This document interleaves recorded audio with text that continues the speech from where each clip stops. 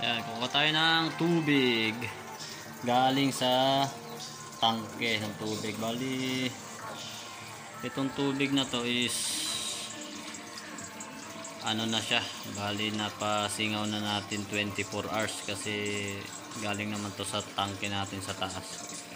Bali, kahapon pa natin nilagyan yung tangke natin ng tubig. And chlorine free na siya, nakasingaw na siya. So pwede na natin siyang gamitin sa ating paggawa ng probiotics. So lalagyan natin tong ano na to, etong ating container ng puno na tubig. Yan. Bali, itong probiotics natin gagamitin natin para sa ating mga alagang manok and rabbits. Maganda sa kanila to para sa good digestion and maganda yung kanilang panunaw, tsaka hindi sila basta magtatae, at tsaka malakas yung kanilang immune system. Bali, gagawa tayo ng twist sa paggawa natin ng probiotics kasi dati plain lang yung ginagawa natin. So ngayon hahaluan natin siya ng oregano. Bali, yun yung magiging silbi na pagkain ng ating mga good bacteria. Kasi yung dating ginagawa is ano lang siya, plain na may good bacteria, tapos unchlorinated water, apple cider vinegar, and yung ating pulot. So yun lang, pero ngayon gamitan natin siya ng oregano para mas healthy siya. Yan, so almost full yung ilalagay natin sa container natin. Bali, maliit lang tong container natin, siguro mga 10 liters, wala pang mga 5 liters lang siguro to. So ayan, bali kumuha tayo ng ilang dahon ng oregano dito. Ayan siya. Ayan, mga 1/4 siguro to. Ayan, so ito yung gagamitin natin. Bali, ugasan muna natin siya bago natin siya i-blender. Ayan, so ugasan muna natin yung ating mga oreganos.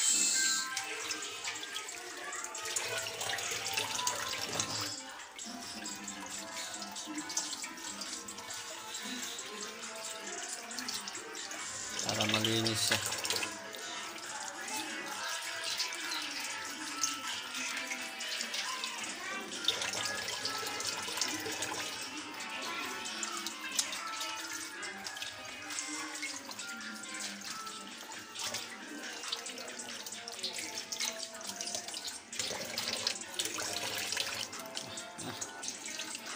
Ugas-ugas tayo.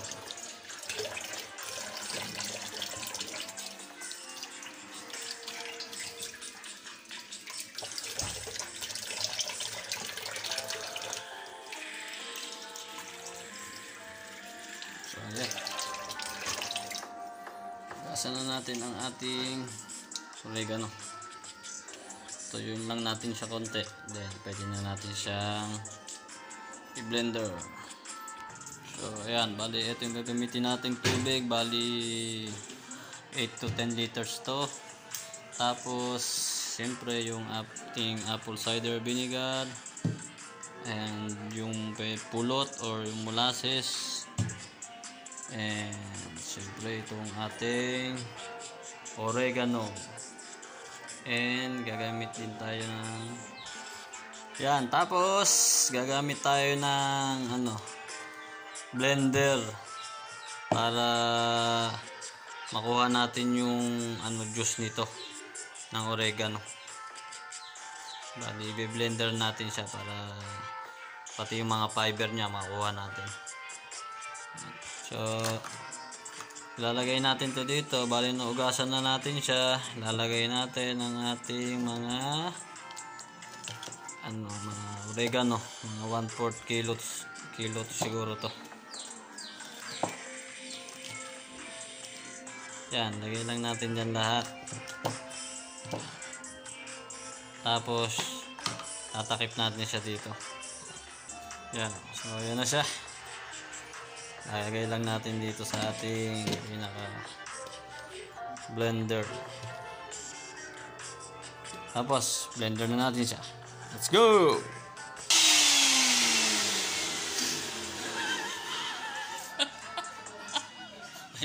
Tapos mo na lang doon. Hindi ko na ulit. Nagogo pala yun.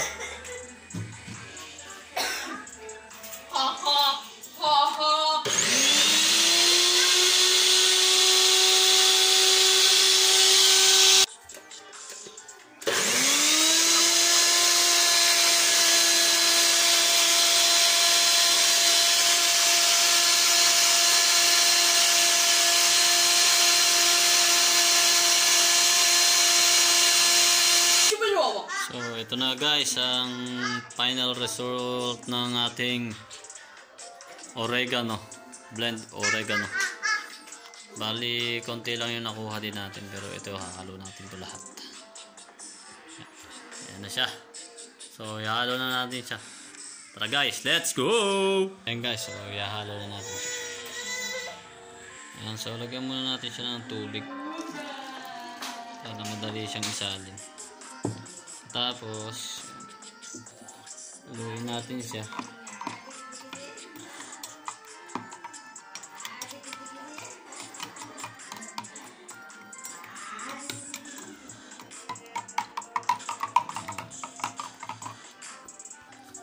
So ihalo na natin siya guys, ang ating oregano mixture.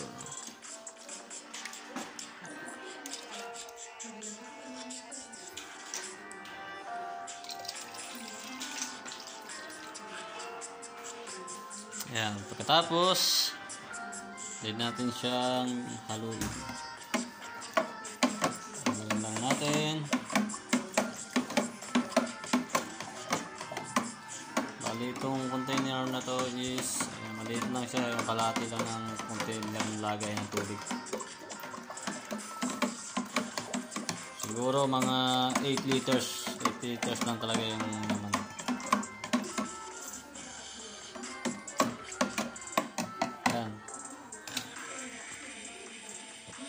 So pagkatapos niyan, gagamit tayo ng syempre yung ating good bacteria. Ang hindi na natin sabihin ang pangalan nito dahil alam na naman ng mga tao to kung ano yan. Ayan. So gagawin muna natin is kukuha muna tayo ng molasses. Bali ito is 1/2 ang nito. Sukat nito, 1/2 cup. Ayan, 1/2 cup. So, kuha lang tayo ng 1/2 cup.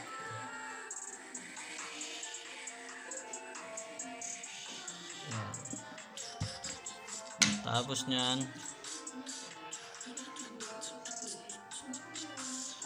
pwede ilagay natin siya sa ating container. Ayan, ilagay natin siya sa container. Yan, pwede na natin siyang hugasan din dyan para sayang naman yung ibang molasses natin yan. So para isang isang gawa na lang, isang hugasan na lang.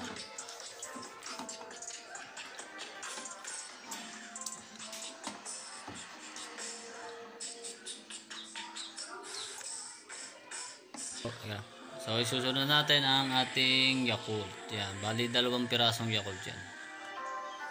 Yan.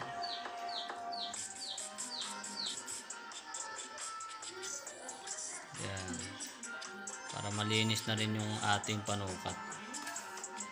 Tapos ang ating apple cider vinegar. Bali 1/2 din yung ilalagay natin, 1/2 cup. Kaya dyan, yan, lalagyan natin, nahalo natin. Yan, pwede na natin ikanaw yung cup doon para malinis siya.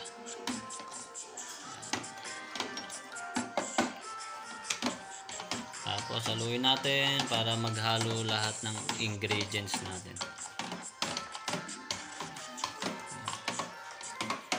So after 7 days, bali peppermint natin siya after 7 days. Pagkatapos pwede na natin siyang ibigay sa ating mga alagang manok and rabbit.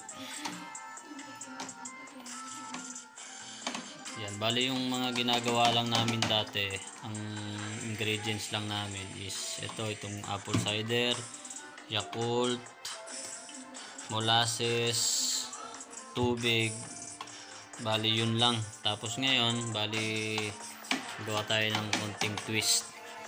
Lagyan natin siya ng mixture ng oregano, yung blend oregano natin. So magiging purpose noon is bali siya yung magiging pagkain ng ating good bacteria. Tapos yung good bacteria siya yung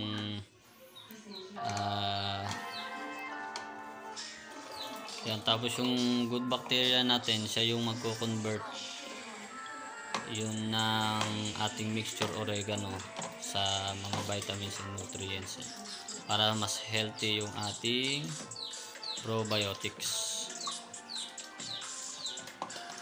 Ito mo dapat ng ganito. So ganyan yung mixture, yung final mixture ng ating probiotics. Medyo dark color siya. So pag inamoy natin yan, medyo amoy oregano siya. So after 1 week, pwede na natin silang i-administer sa ating mga alagang manok and rabbit.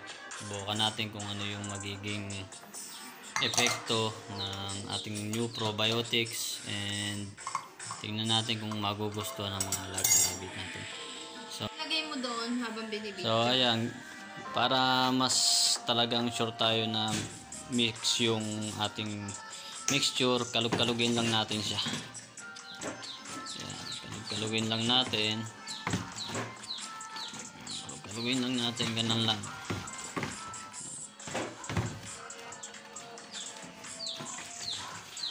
Pagkatapos nito is ilalagay natin siya sa isang madilim na lugar na hindi siya masisikatan ng araw na para mas maging effective yung ating mga good bacteria, kasi yung mga bacteria alam naman natin na mas active sila sa dilim at saka sa malamig.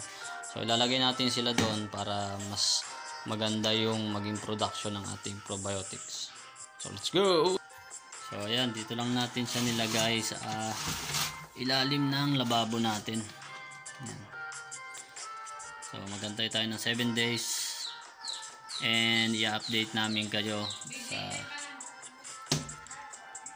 pag-administer namin o pagbigay namin sa mga alagang rabbit and manok. So thank you all guys for watching. God bless. Please like, subscribe and comment sa may mga katanungan sa ating new probiotics na ginawa.